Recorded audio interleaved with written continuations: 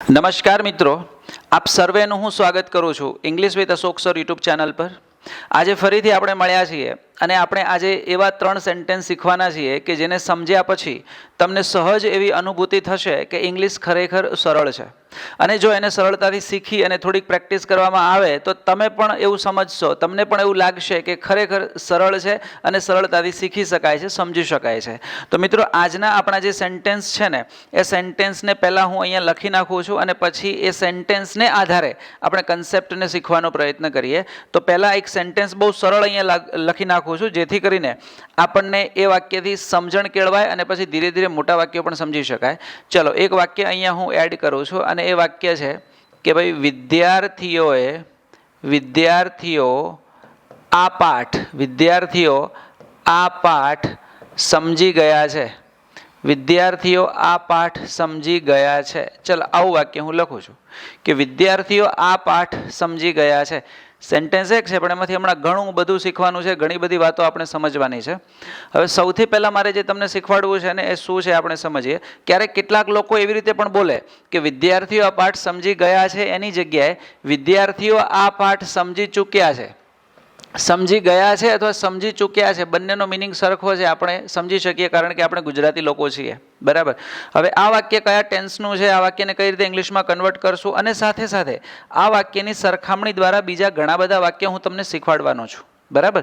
વાક્ય છે કે વિદ્યાર્થીઓ આ પાઠ સમજી ગયા છે અથવા સમજી ચૂક્યા છે। મિત્રો, ઘણી બધી વાર હું બોલ્યો છું કે જ્યારે કોઈ પણ વાક્યના અંતે ગુજરાતી મૂળાક્ષર પ્રમાણે છનું ફોર્મ બેસતું હોય ને તો એ વાક્ય હંમેશા પ્રેઝન્ટ ટેન્સ એટલે કે વર્તમાન કાળનું હોય છે। સમજો, જ્યારે કોઈ પણ વાક્યના અંતે ગુજરાતી મૂળાક્ષર પ્રમાણે છનું કોઈ પણ ફોર્મ બેસતું હોય, છ, છીએ, છું, છો, તો એ વાક્ય પ્રેઝન્ટ એટલે કે વર્તમાન કાળનું છે। એટલે આ વાક્ય પ્રેઝન્ટ ટેન્સનું છે કારણ કે વાક્યના અંતે છ બેસે છે, એટલે એક વાત ફિક્સ થઈ ગઈ। ચલો, એનાથી થોડાક આગળ વધીએ અને વાક્યની અંદર ક્રિયાનું જે સ્વરૂપ છે એને સમજીએ। મિત્રો, જ્યારે ટેન્સની શરૂઆત થાય ને 12 અલગ અલગ કાળ ઊભા થાય ત્યારે એમાં અલગ અલગ 12 પ્રકારની ક્રિયાઓ હોય છે, એનાથી વિશેષ કંઈ હોતું નથી। તો અહીંયા સમજીએ કે વિદ્યાર્થીઓ આ પાઠ સમજી ગયા છે, ક્રિયા કઈ થાય છે? સમજવાની ને। તો ક્રિયાનું સ્વરૂપ જોઈએ કે ક્રિયા કેવા પ્રકારની છે, તો કે સમજી ગયા છે। સમજી ગયા છે મતલબ સમજવાની ક્રિયા પૂરી થઈ ગઈ છે, બરાબર। અથવા સમજી ચૂક્યા છે એનો મતલબ સમજવાની ક્રિયા પૂરી થઈ ગઈ છે। એટલે વર્તમાન કાળ છે પ્રેઝન્ટ ટેન્સ અને ક્રિયા પૂરી થઈ ગઈ છે એટલે પૂર્ણ વર્તમાન કાળ છે। સિમ્પલ સમજી શકાય ને।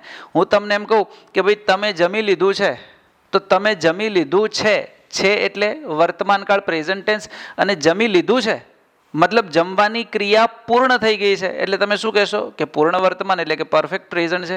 આપણે એમ કહીએ કે ભાઈ તમારા મિત્રોએ તમને ગિફ્ટ આપી દીધી છે, તમારા મિત્રોએ તમને ગિફ્ટ આપી દીધી છે, તો છ એટલે વર્તમાન કાળ ફિક્સ થઈ જશે અને તમારા મિત્રોએ તમને ગિફ્ટ આપી દીધી છે મતલબ ક્રિયા પૂરી થઈ ગઈ છે એટલે આપણે એને શું કહીશું? પૂર્ણ વર્તમાન કાળ। વિશેષ કંઈ ચિંતા કરવાની જરૂર નથી। એક વાક્યના અંતે જે શબ્દ બેસે છે એને સમજી લો, છ થી તમને ખ્યાલ આવશે કે પ્રેઝન્ટ ટેન્સ છે। પછી ક્રિયાનું સ્વરૂપ જોઈ લો, સમજી ગયા છે, સમજી ચૂક્યા છે મતલબ ક્રિયા પૂરી થઈ ગઈ છે એટલે આપણે એને પૂર્ણ વર્તમાન કહીશું। બસ પહેલાં આટલી વાત સમજવાની જરૂર છે। હું તમને એમ કહું કે ભાઈ આપણે લોકોએ ડિસેમ્બરની અંદર ઘણું બધું કામ પૂરું કરી દીધું છે।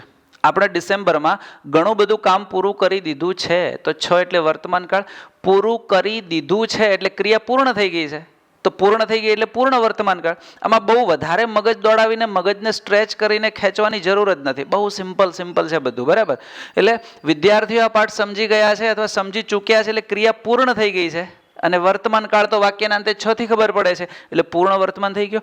હવે મિત્રો મજા આવશે, હવે આગળ સમજીએ કે જ્યારે વાત પૂર્ણ વર્તમાન કાળની થાય ને ત્યારે તમારે એક રચના કાયમી, હું હંમેશા કહું છું કે જ્યારે હું મારી ઓનલાઈન બેચમાં સ્ટુડન્ટને ભણાવતો હોઉં, ઓફલાઈનમાં ભણાવતો હોઉં, ત્યારે હંમેશા કહું છું કે તમે બધું ગોખવાનો ક્યારે પ્રયત્ન ના કરશો। એની અંદર કેટલીક એવી વાતો હોય છે કે જેના ઉપર ફોકસ કરો ને તો પછી બધું જ સરળ બની જાય છે, ઓકે। તો હું એ રીતે સમજાવું કે પૂર્ણ વર્તમાન કાળમાં જો કોઈ પણ ટેન્સ હોય ને તો એ ટેન્સની શરૂઆત કોણ કરે તો કે સબ્જેક્ટ કરે, અને સબ્જેક્ટ એટલે એને ગુજરાતીમાં કહેવાય કર્તા, અને કર્તાની વ્યાખ્યા છે કે ક્રિયાનો કરનાર શબ્દ। હવે જ્યારે વાક્ય પૂર્ણકાળનું હોય ને, સમજજો, બહુ ઇન્ટરેસ્ટિંગ વાત કરું છું. જ્યારે કોઈ પણ વાક્ય પૂર્ણકાળનું હોય મિત્રો, એમાં પૂર્ણ વર્તમાન એટલે કે પરફેક્ટ પ્રેઝન્ટ હોઈ શકે, એની અંદર પરફેક્ટ પાસ્ટ હોઈ શકે અને પરફેક્ટ ફ્યુચર હોઈ શકે. મતલબ પૂર્ણ વર્તમાન, પૂર્ણ ભૂતકાળ કે પૂર્ણ ભવિષ્યકાળ, આ ત્રણે ત્રણ પૂર્ણકાળ આવે ને, પૂર્ણકાળ યાદ રાખજો. પરફેક્ટ શબ્દ આવે ને, જ્યારે ઇંગ્લિશમાં પરફેક્ટ શબ્દ બોલાય ને, પરફેક્ટ શબ્દ, અને ગુજરાતીમાં જેને આપણે પૂર્ણ કહીએ, ત્યારે એ વાક્યમાં હંમેશા વર્બનું થર્ડ ફોર્મ, જેને આપણે પાસ્ટ પાર્ટિસિપલ એટલે કે ભૂત કૃદંત કહીએ છીએ, ગુજરાતીમાં શું કહીએ છીએ? ભૂત કૃદંત. એ હંમેશા ફરજિયાત હોય. સમજો હું કઈ રીતે સમજાવું છું. કોઈ પણ વાક્યની શરૂઆત આપણે સબ્જેક્ટથી કરશું. એનાથી આગળ વધીને જ્યારે જ્યારે તમને ઇંગ્લિશમાં પરફેક્ટ શબ્દ સંભળાય ને, પરફેક્ટ શબ્દ જેને ગુજરાતીમાં આપણે પૂર્ણ બોલીએ છીએ, ત્યારે એક વાત મગજમાં આજથી ફિક્સ કરી દો કે એમાં પાસ્ટ પાર્ટિસિપલ એટલે કે V3 ક્રિયાપદનું થર્ડ ફોર્મ હોય છે. હવે પૂર્ણ વર્તમાન કાળનું વાક્ય હોય તો એ સબ્જેક્ટ અને V3 હોવાના. પૂર્ણ ભૂતકાળના વાક્યમાં એ સબ્જેક્ટ અને V3 હોવાના જ. પૂર્ણ ભવિષ્યકાળમાં એ સબ્જેક્ટ અને V3 હોવાના. સમજો કેટલું સરળ છે કે ત્રણે ત્રણમાં બે શબ્દો ફિક્સ છે, ત્રણે ત્રણ પરફેક્ટ ટેન્સની અંદર. અને પરફેક્ટ એટલે શું? તો કે એની અંદર પાસ્ટ પાર્ટિસિપલ મતલબ કે ભૂત કૃદંત વર્બનું થર્ડ ફોર્મ, ક્રિયા દર્શાવતો જે શબ્દ હોય ને એનું થર્ડ ફોર્મ એડ કરવાનું. હવે મિત્રો સમજીએ કે તમારે શું કરવાનું. ધારો કે તમે પૂર્ણ વર્તમાન કાળમાં છો ને, તો અહીંયા તમારે વચ્ચે એના હેલ્પિંગ વર્બ મૂકવાના, હેવ અને હેઝ. સમજો આ પૂર્ણ વર્તમાન કાળ છે. હવે એમાંથી પૂર્ણ ભૂતકાળમાં જવું હોય ને, તો અહીંયા હેવેઝનું ભૂતકાળનું રૂપ મૂકી દેવાનું, હેડ. એમાંથી પૂર્ણ ભવિષ્યમાં જવું હોય ને, તો અહીંયા મૂકી દેવાનું, વિલ હેવ. તમે સમજો કે આ વાતો તમારે ખાલી યાદ રાખવાની હોય, આ ત્રણ પૂર્ણકાળની વાર્તા પૂરી થઈ જાય. હું તમને પૂર્ણકાળ બહુ ડીપમાં નથી સમજાવતો, અત્યારે ખાલી સેન્ટેન્સને ધ્યાનમાં લઈને આપણે જે જરૂર છે ને એને બહુ સરળતાથી સમજવાનો પ્રયત્ન કરીએ. સમજો કે પૂર્ણકાળ આવે ને ત્યારે સબ્જેક્ટ અને V3 કોમન છે દરેક પૂર્ણકાળમાં. હવે એનાથી આગળ શું? તો વચ્ચે હેલ્પિંગ વર્બ બદલાય. જો પૂર્ણ વર્તમાન છે તો હેવેઝ આવશે. પૂર્ણ ભૂતકાળમાં જશો ત્યારે ખાલી ડિફરન્સ શું? તો કે હેવેઝની જગ્યાએ હેડ. પૂર્ણ ભવિષ્યમાં જશો એટલે ખાલી ડિફરન્સ શું? તો હેડની જગ્યા કોણ લઈ લેશે? વિલ હેવ લઈ લેશે. મતલબ ડિફરન્સ અહીંયા છે હેલ્પિંગ વર્બમાં, બાકી પૂર્ણકાળમાં બે શબ્દો ફિક્સ છે. હવે હું તમને થોડુંક વધારે સમજાવું કે જ્યારે પૂર્ણ વર્તમાન હોય ને એટલે પ્રેઝન્ટ ટેન્સ હોય તો વાક્યના અંતે છ નું ફોર્મ હોય. પાસ્ટમાં જતા રહેશો ને એટલે વાક્યના અંતે તમને હતો, હતી, હતું, હતા આવું દેખાશે. આ પાસ્ટ ફોર્મ છે. અને ફ્યુચરમાં જતા રહેશો ને એટલે વાક્યના અંતે શ દેખાશે, શ. સમજો ફરીથી કહું છું કે જ્યારે તમે વર્તમાન કાળની વાત કરશો ને, વર્તમાન કાળની, ત્યારે એમાં વાક્યના અંતે છ હોવાનું. હવે વર્તમાનમાંથી ભૂતકાળમાં આવશો એટલે હેડમાં આવશો ને, પૂર્ણ ભૂતકાળમાં, તો ખાલી છ નું હતો, હતી, હતું, હતા થઈ જશે. અને ભવિષ્યમાં જશો ને, પૂર્ણ ભવિષ્યમાં, ત્યારે અહીંયા સ થઈ જશે. એટલે ગુજરાતી સમજાય, સાથે સાથે ઇંગ્લિશનો ડિફરન્સ ખબર પડે, ઇઝી થઈ જશે. સમજો હું આ વાક્યથી જ આપણે સમજાવું તમને, એટલે તમને વધારે મજા આવશે. વિદ્યાર્થીઓ આ પાઠ સમજી ગયા છે. હવે આ વાક્યની અંદર તમારે જો પૂર્ણ વર્તમાનમાંથી પૂર્ણ ભૂતકાળમાં જવું હોય ને, તો પહેલાં તો ગુજરાતીમાં આવી રીતે જવાય. ગુજરાતીમાં તમે આવી રીતે જશો કે વિદ્યાર્થીઓ આ પાઠ સમજી ગયા છે, વાક્યના અંતે છ હોવો એટલે પ્રેઝન્ટ ટેન્સ. હવે મારે વાક્યની અંદર પાસ્ટ એડ કરવો છે ને, તો ખાલી આવી રીતે હું વાક્યને લઈશ ધ્યાનમાં કે ભાઈ વિદ્યાર્થીઓ આ પાઠ સમજી ગયા છે એની જગ્યાએ વિદ્યાર્થીઓ આ પાઠ સમજી ગયા છે એની જગ્યાએ સમજી ગયા હતા. હવે તમે સીધા જ પૂર્ણ ભૂતકાળમાં છો અથવા સમજી ચૂક્યા હતા એમ પણ કહી શકાય. હવે તમારે મેં કીધું ને કે તમારે પ્રેઝન્ટમાંથી પાસ્ટમાં જવું એટલે શું કરવું? તો કે જે આ છ નું ફોર્મ છે ને એની જગ્યાએ હતો, હતી, હતું, હતા એડ કરવું. એટલે તમે શેમાં છો? તમે પાસ્ટ ટેન્સમાં છો. સરળ થઈ ગઈ તમારી વાર્તા. આ કાળ તો પૂર્ણ ભૂતકાળ જ છે, કારણ કે પૂર્ણ ક્રિયાને આપણે નથી બદલાવી. ક્રિયા તો મેં એ જ લીધી. જો વિદ્યાર્થીઓ આ પાઠ સમજી ગયા છે ને એની જગ્યાએ સમજી ગયા હતા, એટલે ક્રિયાના સ્વરૂપને મેં પૂર્ણ જ રાખ્યું છે, ખાલી ટેન્સ બદલાવ્યો છે. છ માંથી હું હતો, હતી, હતું, હતામાં ગયો છું. મિત્રો આ સરળતા તમારા સુધી પહોંચાડવા માટે મેં ઘણા બધા પ્રયાસો કરેલા છે. કારણ કે હું મારી પોતાની વાત કરું તો મેં મારું MBA ગવર્મેન્ટ કોલેજથી કમ્પ્લીટ કર્યા પછી 2 વર્ષ એઝ અ બેન્કર મેનેજર તરીકે બેંકમાં જોબ કરેલી છે. એનાથી આગળ વધીને 1 વર્ષ મેં અમદાવાદમાં એક કોલેજમાં આસિસ્ટન્ટ પ્રોફેસર તરીકે જોબ કરેલી છે. એનાથી આગળ વધીને મેં ગુજરાતી ભાષાને બહુ ડીપથી સમજવા માટે 3 પુસ્તકો લખ્યા છે અને સાથે સાથે ગુજરાતી કાવ્ય લેખનમાં વર્લ્ડ રેકોર્ડ બનાવ્યો છે. એટલે ગુજરાતી ભાષાના પ્રભુત્વને આપણે માણી શકીએ, સમજી શકીએ. અને એનાથી આગળ વધીને ઇંગ્લિશને એટલું સરળ બનાવવાનો પ્રયત્ન કર્યો છે કે જેથી કરીને ગુજરાતનો કોઈ વિદ્યાર્થી અથવા કોઈ પણ વ્યક્તિ ઇંગ્લિશની વાત આવે ત્યારે એમાં ન ઝટકે. એને એમ લાગે કે ઇંગ્લિશ સાવ સરળ છે. એટલે આ બધું જે તમને અત્યારે તમારી સામે હું પીરસી રહ્યો છું ને, એ પીરસતા પહેલાં મેં એને બહુ સ્વાદિષ્ટ બનાવવા માટે કરીને લાખો પ્રયત્નો કર્યા છે. એટલે એના ઉપર ફોકસ કરી અને વધારે માઇન્ડ દોડાવજો. બુદ્ધિ આપણે ભગવાને કીધું છે ને કે આપણને બુદ્ધિ એટલા માટે આપેલી છે કે આપણે બુદ્ધિ દોડાવવી જોઈએ. પણ બુદ્ધિ સાચી દિશામાં દોડાવવામાં આવે ને તો એ બુદ્ધિ આપણને પરિણામ આપે છે. અને જો બુદ્ધિ ઊંધી દિશામાં દોડાવવામાં આવે ને તો બુદ્ધિ આપણો વિનાશ પણ કરી શકે છે. એ ઘણી બધી વાતો છે, આપણે છોડીએ. પણ અહીંયા કહેવાનો મતલબ કે આટલું તમને સરળ આપું છું એની પાછળ આ જે છે ને કન્સેપ્ટ, એને મતલબ આ ફૂડને સર્વ કરવા પહેલાં મેં બહુ ડેલિશિયસ બનાવેલું છે અને એના માટે મેં બહુ સખત પ્રયત્નો કરેલા છે. એટલે બહુ સરળતાથી જાઉં છું કે જેથી તમને વધારે ખ્યાલ આવે. હવે થોડાક આગળ વધીએ. ચલો, હવે મારે આ વાક્યને પૂર્ણ ભવિષ્યમાં લઈ જવું છે તો હું કંઈ જ નહીં કરું. વાક્યના અંતે હવે શું આવશે? હતો, હતી, હતું, હતાની જગ્યાએ શ આવશે. એટલે આવું બનશે વાક્ય કે ભાઈ વિદ્યાર્થીઓ, સમજો, વિદ્યાર્થીઓ આ પાઠ સમજી ગયા હતા એની જગ્યાએ સમજી ગયા હશે. સિમ્પલ, સમજી ગયા હશે. હવે મેં વાક્યના અંતે શું લીધેલું છે? શ લીધો છે ને. સમજો, ફરીથી ક્રિયાના સ્વરૂપમાં કોઈ ફેરફાર નથી કર્યો. સમજી ગયા આમાંય ક્રિયામાં પૂર્ણ, સમજી ગયા આમાંય પૂર્ણ, સમજી ગયા આમાંય પૂર્ણ. માત્ર ડિફરન્સ ક્યાં ઊભો કર્યો? વર્તમાનમાંથી હું ભૂતકાળમાં ગયો અને ભૂતકાળમાંથી હું ભવિષ્યમાં ગયો. અને મેં તમને સમજાવ્યું છે, જોઈ શકો છો, છ, હતો, હતી અને શ. મેં તમને અહીંયા કીધું કે તમે બહુ ચિંતા ના કરતા. તમારે જ્યારે ગુજરાતીમાં વર્તમાનમાંથી ભૂતકાળમાં જવું હોય ને તો આવી રીતે જઈ શકાય અને ભવિષ્યમાં જવું હોય તો 100 એડ કરી શકાય.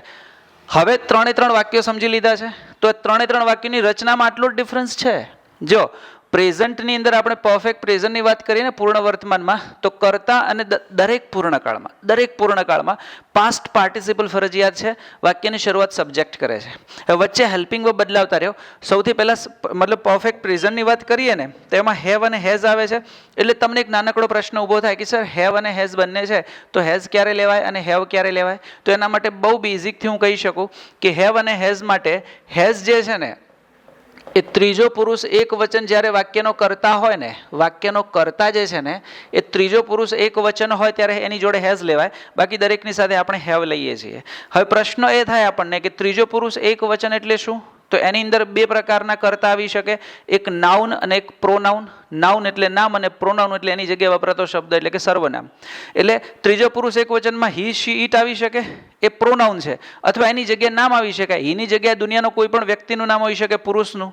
સીની જગ્યાએ કોઈ પણ સ્ત્રીનું નામ હોઈ શકે અને ઈટની જગ્યાએ કેટલાક નિર્જીવ વસ્તુ અને પ્રાણીનું નામ હોઈ શકે. એટલે ત્રીજો પુરુષ એક વચન કરતા હોય ત્યારે હેઝ લેવું, અધરવાઇઝ દરેક જગ્યાએ શું લેવામાં આવે છે? હેવ લેવામાં આવે છે. હવે આટલે સુધી આપ ક્લિયર હશો એવું હું સરળતાથી સમજી શકું છું. બરાબર? મેં તમારી આગળ કઈ રીતે પ્રોસેસ ઊભી કરી છે? તો સૌથી પહેલાં મેં તમને બહુ બેઝિક સમજાવ્યું છે કે વાક્ય સમજીએ. વિદ્યાર્થીઓ આ પાઠ સમજી ગયા છે. સમજી ગયા છે, ક્રિયા પૂર્ણ થઈ ગઈ છે. વાક્યના અંતે છનું ફોર્મ વપરાય છે એટલે પ્રેઝન્ટ ટેન્સ અને ક્રિયા પૂરી એટલે પૂર્ણ વર્તમાન. એ જ રીતે વિદ્યાર્થીઓ આ પાઠ સમજી ગયા છે માંથી ભૂતકાળમાં જવા માટે હતો, હતી, હતું, હતા. બાકી જો ક્રિયાના સ્વરૂપમાં કોઈ ફેરફાર નહીં એટલે વિદ્યાર્થીઓ આ પાઠ સમજી ગયા છે એની જગ્યાએ સમજી ગયા હતા એટલે પૂર્ણ ભૂતકાળ. અને વિદ્યાર્થીઓ આ પાઠ સમજી ગયા હશે, શ એટલે પૂર્ણ ભવિષ્યકાળ. મતલબ 3 સેન્ટેન્સને આપણે સરળતાથી સમજી શકીએ છીએ ને. આટલું સમજ્યા પછી જો હું કઈ રીતે વાક્યને લઈ જાઉં છું કે તમે પાસ્ટમાંથી ફ્યુચરમાં કઈ રીતે જઈ શકો, પ્રેઝન્ટમાંથી પાસ્ટમાં કઈ રીતે જઈ શકો, બહુ સરળતાથી છે. આટલું સમજ્યા પછી તમને મેં સમજાવ્યું છે કે 3ની રચનામાં બહુ બધું યાદ રાખવાની જરૂર નથી. પૂર્ણ શબ્દ આવે ને ઇંગ્લિશમાં જેને પરફેક્ટ બોલીએ ત્યારે એની અંદર સબ્જેક્ટ અને V3 એટલે કે પાસ્ટ પાર્ટિસિપલ કમ્પલસરી છે. વચ્ચે ખાલી હેલ્પિંગ વર્બ આપણે ચેન્જ કરતા રહીશું ને એટલે 3 પૂર્ણકાળ પૂર્ણ. મતલબ પૂર્ણ એટલે પૂરા થઈ જશે. બરાબર? હેવ હેઝ, હેડ અને વિલ હેવ. ચલો હવે આપણે એક એકને સમજીએ. આ રચનાને મેં તમારી સામે અહીંયા રાખી જ છે પણ તોય હું અહીંયા એડ કરી દઉં છું એટલે તમને વધારે મજા આવશે અને સમજાશે કે આપણે શું જોયું કે પૂર્ણકાળ હોય ત્યારે એક સબ્જેક્ટ હોવો કમ્પલસરી છે વાક્યની શરૂઆતમાં. પછી V3 એટલે કે પાસ્ટ પાર્ટિસિપલ જે ક્રિયા દર્શાવતા શબ્દનું થશે. અને હજી તમને V1, V2, V3, V4માં ખબર ન પડે ને તો મારી યુટ્યુબ ચેનલમાં મેં ટેન્સનું એક બેઝિક લેક્ચર લીધું છે અને બેઝિક લેક્ચરમાં તમને વર્બના 4 ફોર્મ શીખવાડ્યા છે. ત્યાં જઈને વિડીયો જોઈ શકાય છે. હવે અહીંયા આપણે વચ્ચે ડિફરન્સ ઊભો કરશું ને એટલે 3 સેન્ટેન્સ તમારે ઇંગ્લિશમાં જતા રહેશે. ચલો આપણે એક એકને સમજીએ. ફર્સ્ટ વન છે કે ભાઈ વિદ્યાર્થીઓ આ પાઠ સમજી ગયા છે, તો સૌથી પહેલા સબ્જેક્ટ એટલે કોણ? વિદ્યાર્થીઓ, અને વિદ્યાર્થીઓ એટલે ધ સ્ટુડન્ટ્સ. સમજો, સબ્જેક્ટ એટલે કર્તા અને કર્તા એટલે ક્રિયાનો કરનાર શબ્દ. તમે જે વાક્ય લખો છો એ વાક્યમાં જોવો કે ક્રિયાનો કરનાર શબ્દ કયો છે, તો અહીંયા વિદ્યાર્થીઓ આ પાઠ સમજી ગયા છે વાક્યમાં ક્રિયાનો કરનાર વિદ્યાર્થીઓ એટલે કે ધ સ્ટુડન્ટ્સ છે. તો એનો મતલબ ત્રણેયમાં આ સબ્જેક્ટ તો સાથે જ છે ને, એટલે તમે શું લખશો? The students. The student. જો હું આવી રીતે એટલા માટે સમજાવું છું કે જેથી તમને ખબર પડે કે ઇઝી છે, ખાલી થોડોક ડિફરન્સ છે ને એને ધ્યાનમાં લો. બધું યાદ રાખવાનું, નવેસરથી ગૂંખવાની કોઈ જરૂર નથી. હવે એનાથી આગળ વધીને આપણે અહીંયા શું કરવાનું છે, તો કે ટેન્સ પ્રમાણે હેલ્પિંગ વર્બ એડ કરવાના છે. સૌથી પહેલા પૂર્ણ વર્તમાન છે તો હેવેઝ આવશે. ધ સ્ટુડન્ટ્સ બહુવચનમાં છે એટલે હેવ આવશે, એટલે the students have. Than after ક્રિયા દર્શાવતા શબ્દનું V3. ક્રિયા કઈ થાય છે? સમજવું. તો સમજવું એટલે અન્ડરસ્ટેન્ડ, અને એનું તમે V3 કરશો એટલે અન્ડરસ્ટુડ થઈ જશે. એટલે શું થઈ જશે? Understood. The students have understood, મતલબ વાક્યનો મિનિંગ બેસી ગયો. ધ સ્ટુડન્ટ્સ હેવ અન્ડરસ્ટુડ મતલબ વિદ્યાર્થીઓ સમજી ગયા છે. મેં તમને હંમેશા કીધું છે કે હું જે ભણાવું એમાં જ્યાં સુધી રચના છે ને, હું રચના ખાલી 12 કાળની તમને યાદ રખાવું છું. બાકી ઇંગ્લિશમાં કોઈ ચેપ્ટરમાં કોઈ મતલબ વાક્ય રચનાની ફોર્મેશનની જરૂર નથી. એ બધા સમજી શકાય છે સરળતાથી. પણ 12 ટેન્સની અંદર પણ કેવી રચનાઓ, જે રીતે હું સમજાવું છું. મતલબ બુકમાં તો ઘણું લાંબુ લચક આપેલું હશે, એના ઉપર જશો તો ફરીથી કન્ફ્યુઝ થશો. ધ સ્ટુડન્ટ્સ હેવ અન્ડરસ્ટુડ મતલબ વાક્ય રચના સુધી પહોંચી ગયા, મતલબ વાક્યનો સેન્સ બેસી ગયો છે. હવે તમે પાછળ જે એડ કરશો ને, જેટલું લાંબુ વાક્ય બનાવશો એ બધું એનું ડેકોરેશન છે, અને ડેકોરેશનથી વધારે કંઈ ફરક પડતો નથી, કારણ કે વાક્યનો મિનિંગ જે બેસાડવાનો હતો અહીંયા બેસાડી દીધો છે. ધ સ્ટુડન્ટ્સ હેવ અન્ડરસ્ટુડ મતલબ વિદ્યાર્થીઓ સમજી ગયા છે. પછી મેં તમને એવું સમજાવ્યું છે કે વાક્ય રચના પૂરી થાય ને પછી જે છેલ્લો શબ્દ તમે મૂકો છો ને, વર્બનું ફોર્મ, એને પહેલો પ્રશ્ન વોટથી કરો, અને જે જવાબ ઉપર લખેલો હોય એ આ મળતો હોય તો નીચે મૂકી દો, અધરવાઇઝ પછી જે એડ કરશો સાચું. તો વિદ્યાર્થીઓ સમજી ગયા છે. શું સમજી ગયા છે? અને પૂછો સમજી ગયા છે શું? તો કે આ પાઠ. મળે છે ને જવાબ? એટલે અહીંયા એડ કરી દો ધીસ લેસન એન્ડ મિત્રો ફૂલ સ્ટોપ. આ તમારું છે પૂર્ણ વર્તમાનનું વાક્ય. હવે મારે પૂર્ણ ભૂતકાળમાં જવું છે, તો આ ગુજરાતીમાં તો સમજી લીધું કે વિદ્યાર્થીઓ પાઠ સમજી ગયા હતા. તો હવે શું થશે સમજો.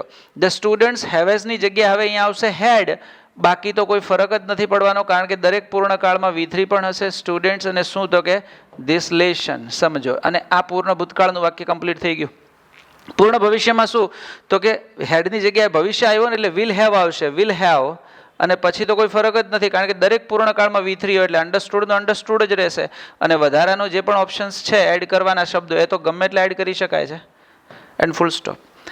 મિત્રો સમજો, 3 સેન્ટેન્સમાં તમે જોઈ શકો છો સરળતાથી કે આપણે જો અહીંયા જ ડિફરન્સ ઊભો કર્યો છે ઇંગ્લિશમાં હેવ, અહીંયા હેડ, અને અહીંયા વિલ હેવ. અને ગુજરાતીમાં ક્યાં ડિફરન્સ ઊભો કર્યો?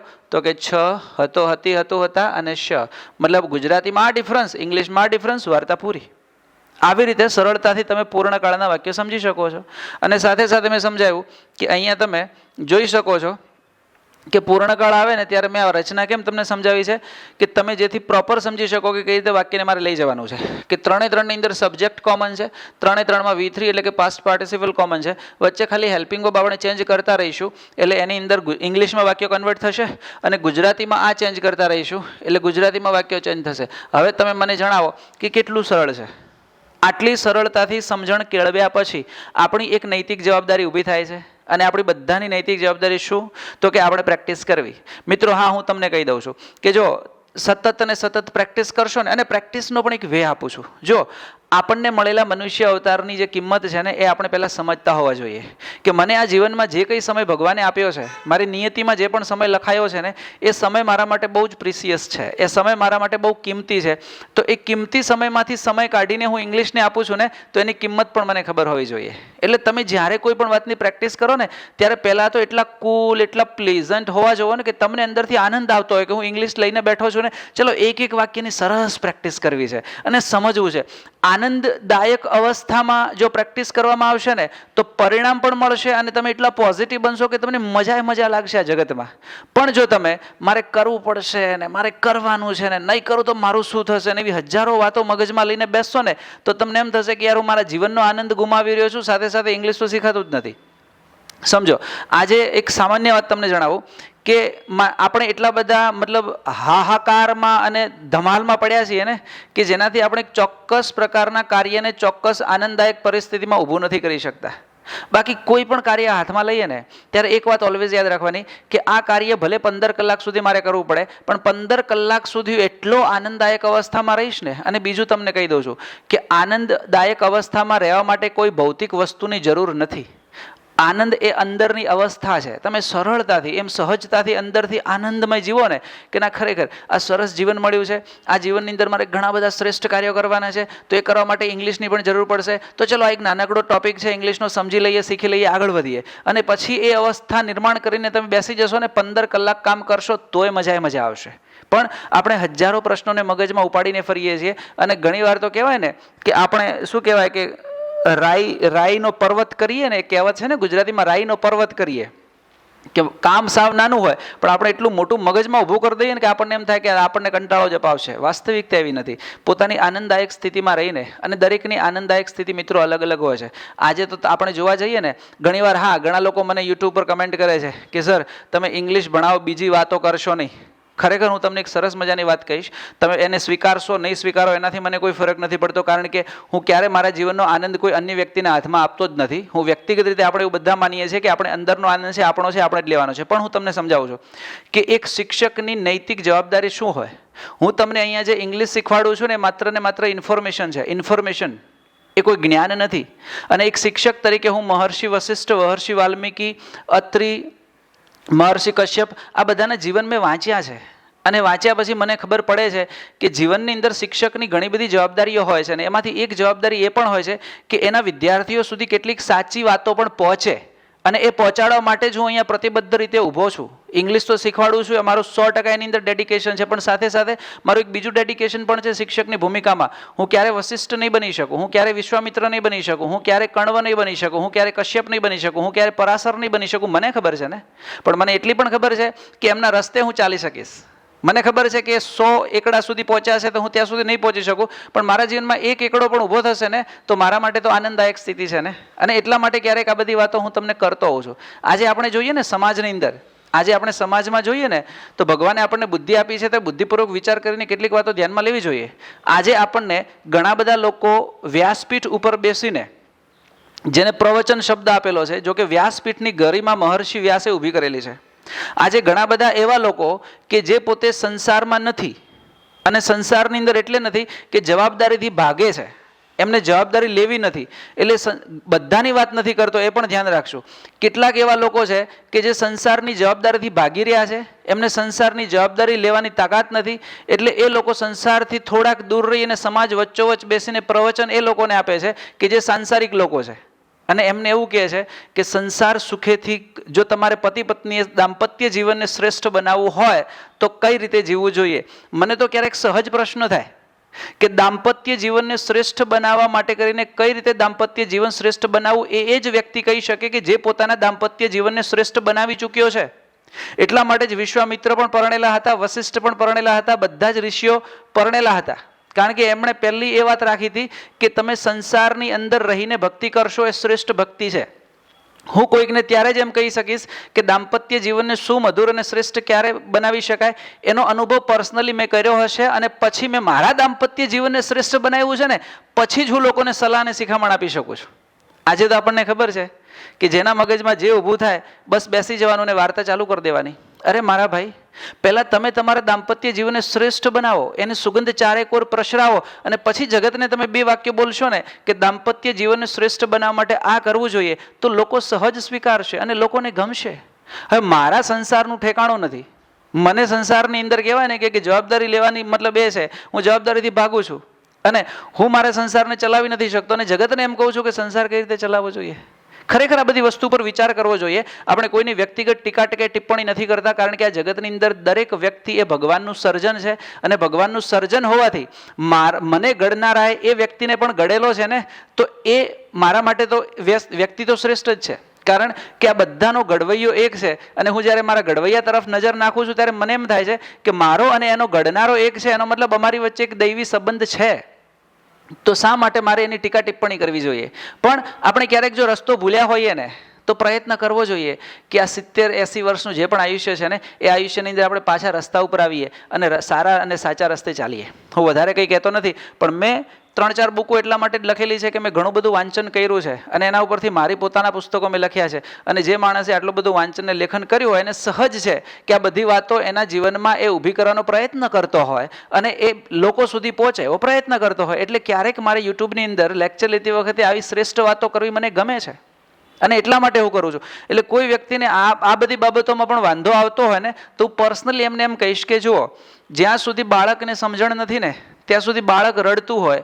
બાળક હંમેશા એની મમ્મીને કહેતો કે મમ્મી મારે આઈસ્ક્રીમ ખાવો છે અને એ મમ્મી એને આઈસ્ક્રીમ નથી આપતી, કારણ કે મમ્મીને ખબર છે કે બાળકની અત્યારે અવસ્થા નથી કે સમજી શકે કે સાચું શું અને ખોટું શું. એટલે મમ્મી હંમેશા એવો પ્રયત્ન કરશે કે એ સમયે એના બાળકને એવું લાગશે કે મારી મમ્મી મારું માનતી નથી, મારી મમ્મી મારી અગેન્સ્ટમાં છે, મારી વિચારધારાની અગેન્સ્ટમાં છે. પણ એ ક્યારે હોતી નથી, કારણ કે મમ્મીને ખબર છે કે મારા બાળકને અત્યારે આ આપવામાં આવશે તો આ તકલીફ થશે. અને ઘણીવાર આપણને એ પણ ખબર છે કે ઘણા બધા બાળકો એવા હોય છે કે જેમને એક સારી જગ્યાએ બેસાડવામાં આવે તો ભાગી છૂટવાનો પ્રયત્ન કરે છે, પણ તોય મા બાપ એમને બેસાડે છે. કારણ શું? મા બાપને ખબર છે કે બાળક અત્યારે એટલું કેળવાયેલું નથી કે એને ક્યાં બેસવું જોઈએ ને ક્યાં ઉઠવું જોઈએ એને ખબર નથી પડતી. તો મા બાપ એ બાળકને ભલે ખોટું લાગે પણ તો એ બાળકને બેસાડશે કે બેટા અહીંયા બેસવું જોઈએ, સારી જગ્યા છે. મારે તમને એ કહેવું છે કે ઘણી બધી વાર ઘણા બધા લોકો આવી કમેન્ટ કરે ને ત્યારે હું એ સાંભળું છું, સમજું છું, પણ હું એમને વ્યક્તિગત જીવનથી મારા હૃદયથી એટલું જ કહીશ કે જો મને જેટલી સમજણ છે અને મને જે સમજણ કેળવાઈ છે ને એ સમજણનો હંમેશા એવો પ્રયત્ન કરીશ કે લોકો સુધી પહોંચે અને એના માધ્યમથી પણ આપણે ઘણી બધી વાતોને જીવનમાં શેર કરી શકીએ. તો મિત્રો, આજે મારે તમને આ વાતથી એ સમજાવવું હતું કે આપણે કઈ રીતે વાક્યોને પૂર્ણકાળના ધ્યાનમાં લઈ શકીએ છીએ અને આપણે આ રીતે બહુ સરળતાથી વાક્ય તો સમજી લીધા છે. ચલો, આટલું સમજ્યા પછી હવે હું એક બીજું વાક્ય એડ કરું છું કે જે વાક્યથી આપણે સમજીએ કે આપણે જે શીખ્યા એને આપણે થોડુંક રિપીટ કરીએ. અને બીજું વાક્ય આપણું એ છે, બીજા વાક્યની અંદર આપણે એક વાક્ય લખીએ. ચલો, એક વાક્ય હું લખું છું કે ભાઈ તેમણે તેમના જીવનમાં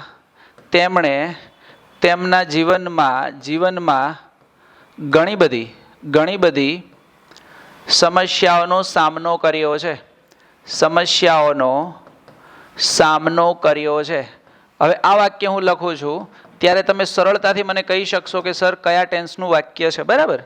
ચલો સમજીએ કે તેમણે તેમના જીવનમાં ઘણી બધી સમસ્યાઓનો સામનો કર્યો છે. ફરીથી વાક્યના અંતે છ વપરાયો ને એટલે તમે કહી દેશો કે સર પ્રેઝન્ટ ટેન્સ છે. હું પૂછીશ તમને કે પ્રેઝન્ટમાં કયો છે તો તમે વાક્યની ક્રિયા ઉપર જશો કે સામનો કરવો ક્રિયા છે ને, તો સામનો કર્યો છે. સામનો કર્યો છે મતલબ સામનો કરી ચૂક્યા છે મતલબ ક્રિયા પૂર્ણ છે, એટલે ફરીથી પૂર્ણ વર્તમાન થઈ ગયો. હવે આ વાક્યને આમ પણ બોલો તો સાચું કે તેમણે તેમના જીવનમાં ઘણી બધી સમસ્યાઓનો સામનો કર્યો છે. તેમના જીવનમાં ઘણી બધી સમસ્યાઓનો સામનો કરી ચૂક્યા છે. તો બંનેની વાત તો સરખી જ રહેવાની છે. એટલે તેમણે તેમના જીવનમાં ઘણી બધી સમસ્યાનો સામનો કર્યો છે. હું તમને કહું ને કે તમે ઘણી બધી વાર પૈસા ચૂકવ્યા છે, તો તમે ઘણી બધી વાર પૈસા ચૂકવ્યા છે મતલબ છ એટલે વર્તમાન કાળ, ચૂકવ્યા છે એટલે ચૂકવી દીધા છે, તો પૂર્ણ વર્તમાન છે. એ જ રીતે હવે આ વાક્યને જ્યારે આપણે લઈ જવું છે પૂર્ણ વર્તમાનમાંથી પૂર્ણ ભૂતકાળમાં, તો મેં તમને શીખવાડ્યું, પ્રેક્ટિસના આધાર ઉપર તમે કહી શકો કે આમાં ખાલી એટલું જ વાક્ય આવશે કે તેમણે તેમના જીવનમાં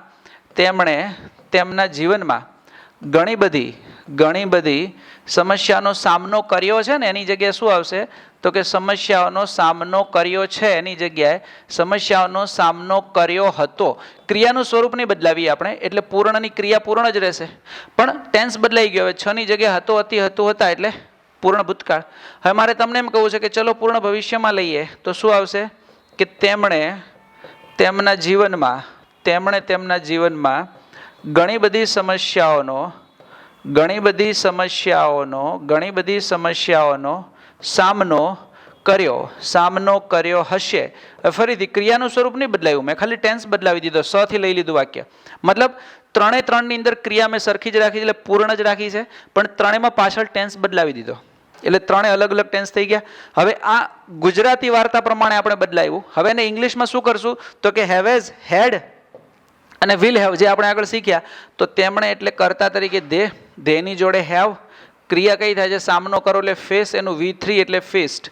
જો કર્તા હેવેઝ અને V3 આપણી રચના બની ગઈ. દે હેવ ફેસ્ટ એટલે તેમણે સામનો કર્યો છે. હવે એમણે સામનો કર્યો હતો તો પછી આપણને ખબર છે કે હેવેઝનું શું થઈ જશે તો કે દે હેડ ફેસ્ટ, એટલે હવે અહીંયા આપણે ભૂતકાળમાં આવી ગયા. અને સામનો કર્યો હશે એટલે હવે અહીંયા વિલ હેવ આવી જશે, એટલે કે they will have feast, they will have feast. મિત્રો આ ડિફરન્સ છે ખાલી, જો હેવેઝ હતું ને એનું હેડ અને એનું વિલ હેવ, એટલે આ ડિફરન્સ પહેલાં શીખી લો ગુજરાતીમાં, પછી આ ડિફરન્સ શીખી લો ઇંગ્લિશમાં, બાકી બધી જ વાર્તા સરખી. એટલે તમારા 3 જે પરફેક્ટ ટેન્સના વાક્યો છે ને તમે સમજી ગયા. દે હેવ ફેસ્ડ, શું ફેસ કર્યું છે તો કે ઘણી બધી સમસ્યાઓ, એટલે they have faced many difficulties આપણે લખશું, મેની ડિફિકલ્ટીઝ ક્યાં આગળ તો કે એમના જીવનમાં, એટલે આપણે કહી શકીએ કે in their life, in their life. Okay, full stop. હવે આ બધી જ વાર્તા અહીંયા સરખી જ આવવાની છે, many difficulties in their life, many difficulties in their life, કારણ કે ડિફરન્સ તો ખાલી આટલો જ છે ને, બાકી તો બધી જ વાતો સમાન છે. અને એ રીતે મિત્રો આપણે વાક્યને ધ્યાનમાં લઈ શકીએ. આશા રાખું છું કે આજનો જે કન્સેપ્ટ છે ને એ બહુ સરળતાથી તમને સમજાઈ ગયો હશે. હવે તમારે ઘણા બધા સેન્ટેન્સ ઊભા કરવાના છે અને એ સેન્ટેન્સની પ્રેક્ટિસ કરવાની, જેથી કરીને સરળ કન્સેપ્ટ મગજમાં પહેલાં સેટ થાય, પછીની રચનાને બહુ સરળતાથી સમજી લો કે ડિફરન્સ ક્યાં છે, અને પછી એના ઉપર પ્રેક્ટિસ કરો. એટલે સરળતાથી તમારે સ્પોકન કરવું હશે ને તો પણ ઘણા બધા વાક્યો સમજાવવા લાગશે. કોઈ બોલતું હશે, સાંભળશો તો લિસનિંગમાં પણ ખ્યાલ આવશે કે ઓકે આવી રીતે બોલાય છે, મતલબ એનો મિનિંગ ગુજરાતીમાં કંઈક આવો થતો હશે. અને એટલે જ આટલું સરળ ગુજરાતી હું તમને સમજાવું છું. અને તમને મહત્વનો ફાયદો એ છે કે મેં ગુજરાતીમાં જે એક વર્લ્ડ રેકોર્ડ બનાવ્યો, 3-4 પુસ્તકો લખ્યા ને, એના લીધે ગુજરાતી પણ મારું થોડુંક સરસ છે, અને એના લીધે આપણે આ બધી જ વાતોનો સરળતાથી મતલબ કહેવાય ને કે ઉકેલ શોધી શકીએ છીએ. બરાબર. ચલો મિત્રો, એક બીજું વાક્ય હું અહીંયા એડ કરી દઉં છું. એટલે તમે લોકો જો પ્રેક્ટિસ કરવા માંગતા હો તો એ પ્રેક્ટિસ તમે કોમેન્ટ બોક્સની અંદર મતલબ એ વાક્યને ઇંગ્લિશમાં બનાવીને લખશો. બરાબર. અને એ વાક્ય શું છે તો એ વાક્ય આપણે લખીએ. એ વાક્ય છે કે આપણે કુદરતી સંસાધનોનો બગાડ કર્યો છે, સંસાધનોનો બગાડ કર્યો છે. આપણે કુદરતી સંસાધનોનો બગાડ કર્યો છે. પહેલાં તો 6 એટલે હવે તમને ખ્યાલ છે કે પ્રેઝન્ટ ટેન્સ, બગાડ કર્યો છે એટલે બગાડી નાખ્યા છે, મતલબ પૂર્ણ વર્તમાન. હવે એને તમારે 3 અલગ અલગ ટેન્સમાં લેવાના. કઈ રીતે કે આપણે કુદરતી સંસાધનોનો બગાડ કર્યો છે, આપણે કુદરતી સંસાધનોનો બગાડ કર્યો હતો, આપણે કુદરતી સંસાધનોનો બગાડ કરી દીધો હશે અથવા કર્યો હશે. એટલે 3 ટેન્સ, પછી હેવેઝ એની જગ્યાએ હેડ અને વિલ હેવ, પછી સેન્ટેન્સ બનાવો, અને પછી આ 3 સેન્ટેન્સને સરળતાથી સમજી લો. એટલે તમારા ઇંગ્લિશની અંદર અત્યાર સુધી તમારી જે ગ્રીફ છે ને એમાં કંઈક એડિશન થશે, કંઈક એડ થશે, અને તમને એવું લાગશે કે ખરેખર ઇંગ્લિશ સરળ છે. માત્ર એની ઉપર થોડુંક પ્રોપર ફોકસ કરવામાં આવે તો, અને એ રીતે આપણે આગળ વધી શકીએ. તો મિત્રો આજે આપણે આજના લેક્ચરને આટલો રાખવો છે. તમે પ્રેક્ટિસ કરશો, કમેન્ટ બોક્સની અંદર કમેન્ટ કરીને જણાવશો કે તમને લેક્ચરની અંદર કઈ કઈ વાતો સમજાય છે અને કઈ રીતે લેક્ચર આપણું ચાલે છે. અને સાથે સાથે હું તમારી સાથે પ્રતિબદ્ધ છું કે તમારું ઇંગ્લિશ બહુ જ સ્મૂથ અને બહુ સરળ બની જાય, તમને ઇંગ્લિશમાં ક્યાંય કોઈ તકલીફ ન પડે, અને એ રીતે આપણે આગળ વધતા રહીશું. અને સાથે સાથે છેલ્લે એક નાનકડું સ્ટેટમેન્ટ કે જો આપણને એવું લાગે છે કે ઇંગ્લિશ આપણે સરળતાથી સમજી રહ્યા છીએ ને, તો આપણા દરેક મિત્રો સાથે અને દરેક વ્યક્તિ સાથે વિડીયોને આપણે શેર કરવાનું નહીં ભૂલીએ, અને એ લોકો જોડે ચેનલ પણ સબસ્ક્રાઈબ કરાવશું, જેથી કરીને મને એમ થાય કે ના ખરેખર દરેક વ્યક્તિને ઇંગ્લિશ બહુ સરળતાથી શીખવાડવું છે, અને આપણે મેક્ઝિમમ લોકો સુધી પહોંચી અને મેક્ઝિમમ લોકોને આ બેનિફિટ આપી શકીએ. તો મિત્રો આટલું રાખીએ છીએ. મળશું ફરીથી એક નવા લેક્ચરમાં એક નવા કન્સેપ્ટની સાથે.